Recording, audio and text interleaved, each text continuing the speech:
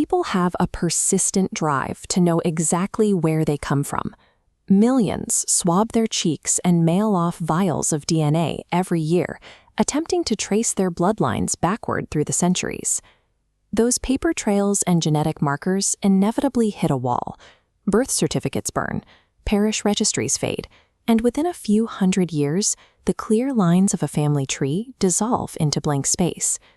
Genesis chapter 10, historically known as the Table of Nations, is an ancient genealogical list detailing the descendants of Noah. Historical commentators identified this text as the only certain account extant of the origin of all nations. This diagram illustrates the core premise of that text. A single origin point, the survivors of a global flood, splits outward into exactly 70 distinct fountains. These 70 nodes represent the lineages of Noah's 3 sons, Shem, Ham, and Japheth. From this starting point, the text claims, the whole earth was overspread. Those 70 fountains are presented as the absolute beginning of all post-flood civilization. Yet, if you look at the globe today, the connections are missing. No modern nation can confidently link its current inhabitants back to these 70 fountains. We are left with a significant historical gap. A detailed blueprint of origins survives, yet the historical paths connecting modern populations back to it have been worn away. The document outlines the foundational mandate given to Shem, Ham, and Japheth. They were instructed to replenish the earth after the devastation of the flood. This organization chart maps out how the text records demographic expansion, using Japheth as our primary case study.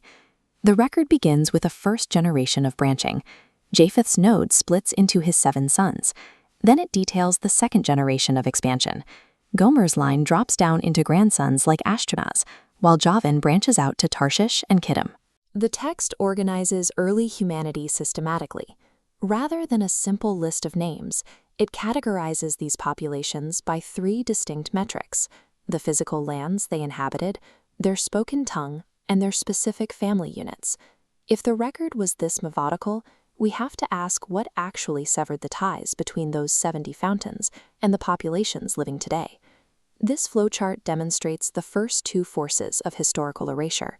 Orderly lines of descent intersect and tangle because of a severe want of early records, compounded by constant mixtures of people migrating across borders. Then, the remaining threads are severed by violent revolutions of nations, which overthrow institutions and burn archives. Finally, the sheer distance of time finishes the job. The combined result of these 4 forces is absolute. The clean streams flowing from the 70 original fountains become completely muddled and permanently untraceable. Among these global records, the genealogies of the Jewish people were preserved with a continuity that remained traceable. This specific line of descent was insulated from the forces of erasure through a generational commitment to record-keeping that outlasted the migrations and revolutions that obscured other lineages. This commitment existed to identify the Messiah. The Messiah is a promised redeemer in the Jewish tradition, whose identity was tied to a verified ancestral lineage that had to be documented over centuries. Historical preservation requires singular, dedicated intent.